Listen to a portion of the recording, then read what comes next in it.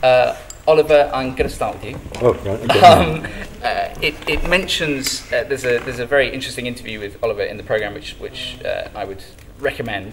But it mentions that the play was conceived when you were lying by a pool in Daytona. That's right. I wondered if you could tell us a little bit more about that moment of conception and I was lying by a pool in Daytona. Developed it from there. And someone shot him. Someone shot him. No, I was in Daytona for reasons which are too boring to go into, but I was lying. It wasn't a very nice hotel. I was lying by a pool, and it just occurred to me suddenly what happened. What would it be like if someone shot someone in this pool?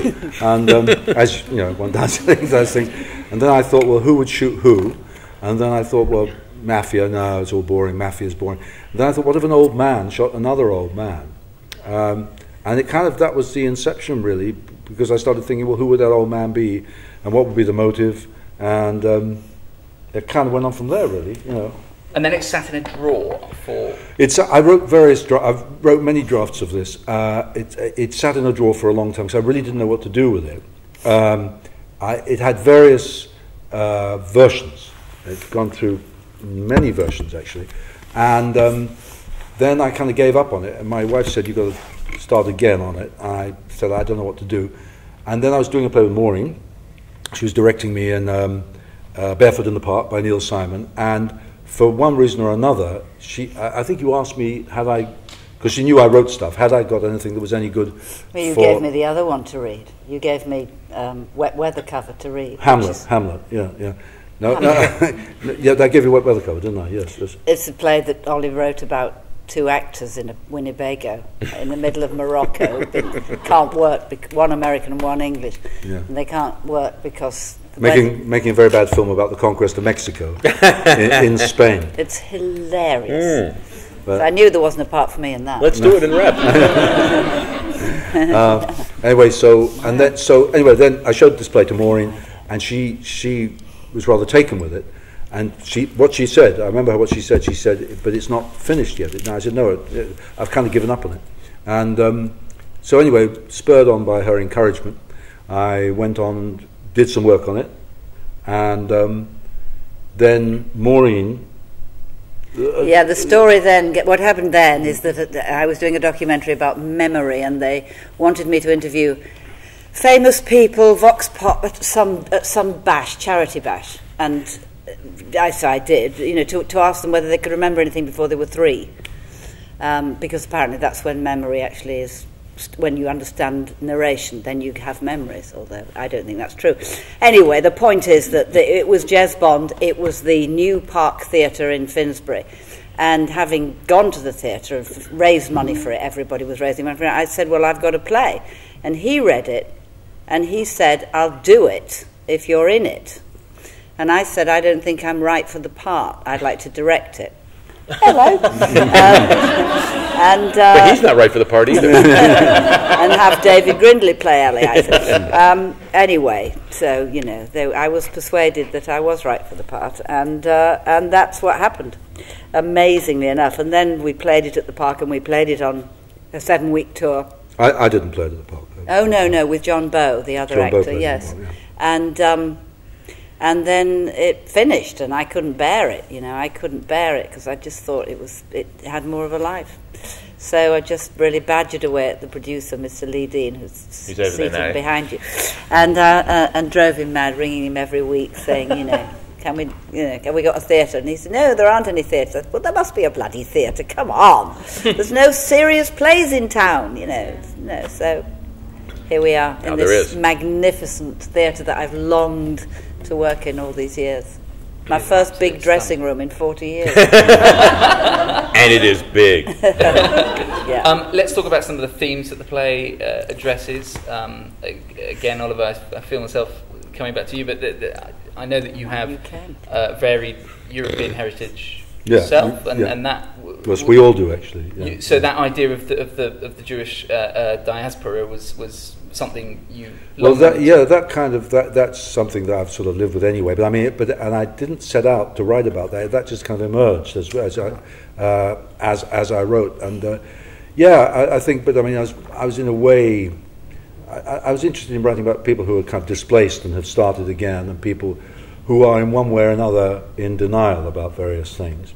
And those are kind of some of the themes in the play, really, about, we're not in denial. Well, no, but I mean, and also the need for atonement, really, the need to make good for what you've done wrong, the attempt, which I think what Billy is trying to do, misguidedly and wrongly, but I think he is trying to make up in some way for the things that he has that have gone wrong in his life. But in a way, it's also about trauma, because I see it as people who have been very traumatized have very difficult lives, and things happen to them, and they spend a lot of time trying to get. Somebody who like Billy, for example, who changes his whole identity, is to me the result of trauma.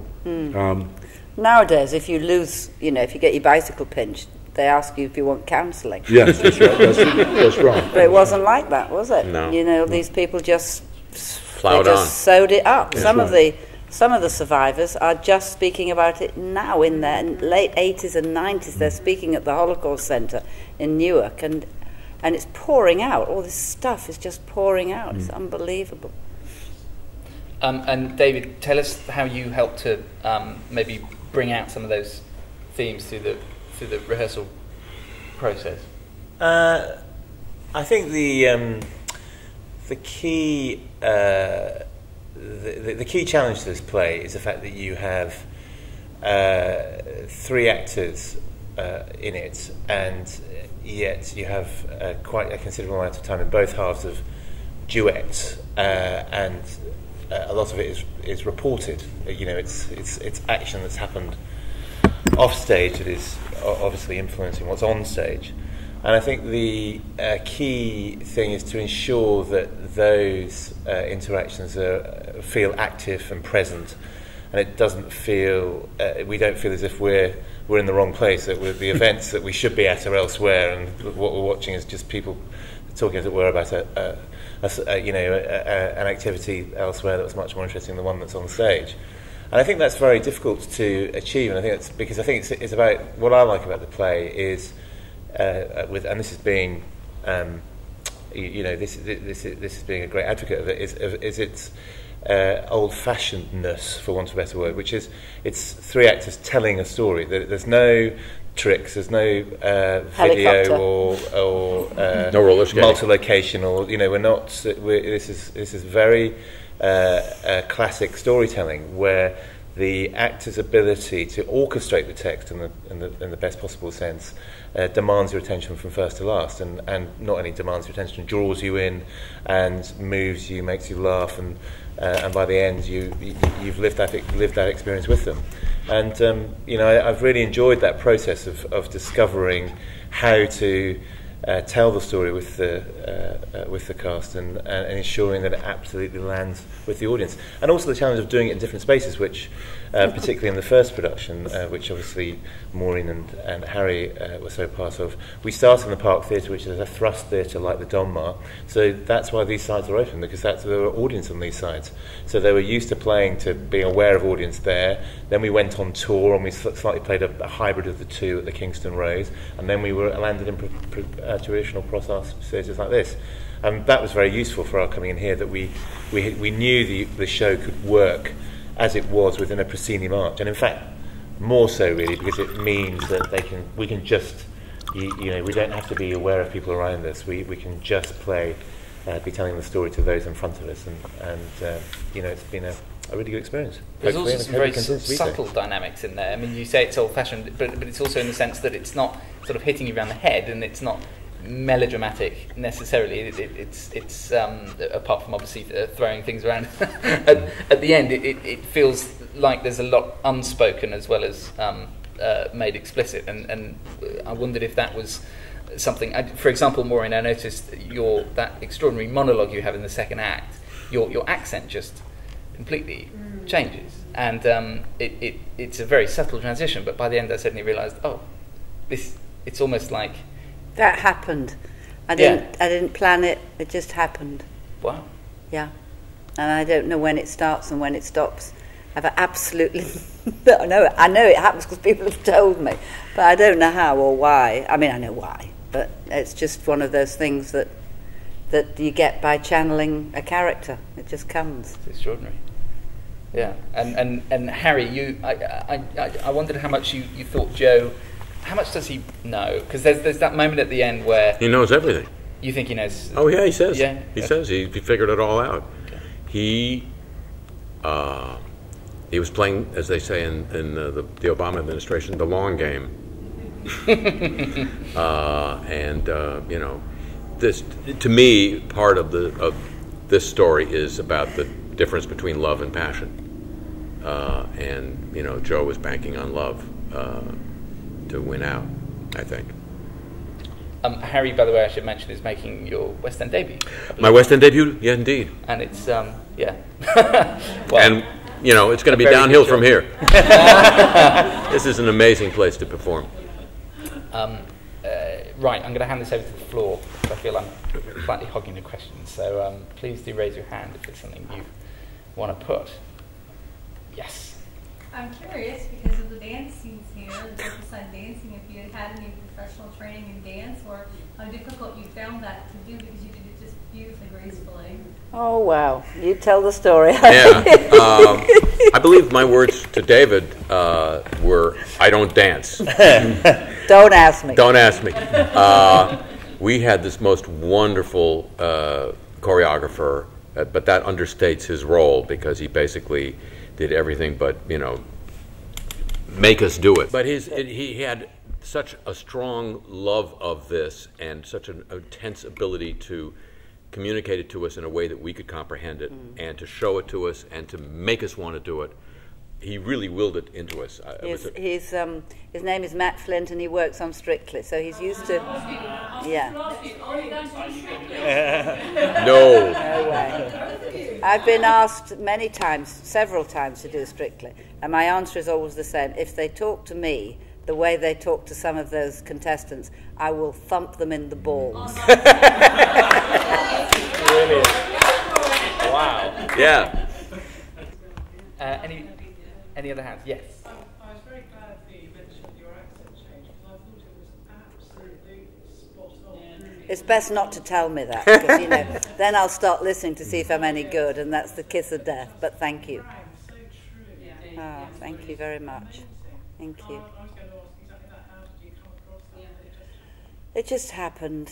We have a guy this time. We have an accent coach, Rick Lipton, and he was very helpful. It's amazing the differences in the same language, and there are still things that I haven't got, things that you wouldn't know, like the American accent, everything, not everything.